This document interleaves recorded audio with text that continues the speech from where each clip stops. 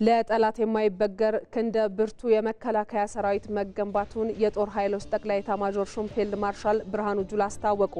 የምዕራብ ዕዝ 47ኛ ዓመት የምስረታ በዓል በነቀምቴ ስታዲየም ተከብሯል።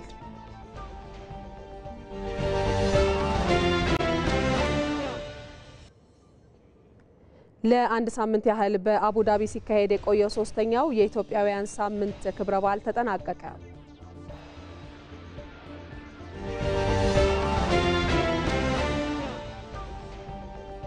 የሆሳና ከተማ የኮሪደር ልማትን በጥራት ለማጠናቀቅ እየተሰራ መሆኑን የከተማው አስተዳደር አስታወቀ።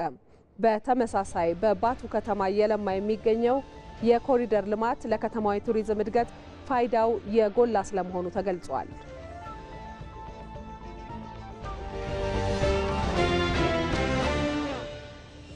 የዩክሬኑ ፕሬዝዳንት ቮሎዲሚር ዜሌንስኪ በሰላም ዙሪያ ከሩሲያ ጋር ለመነጋገር ዝግጁ መሆናቸውን ገለጹ።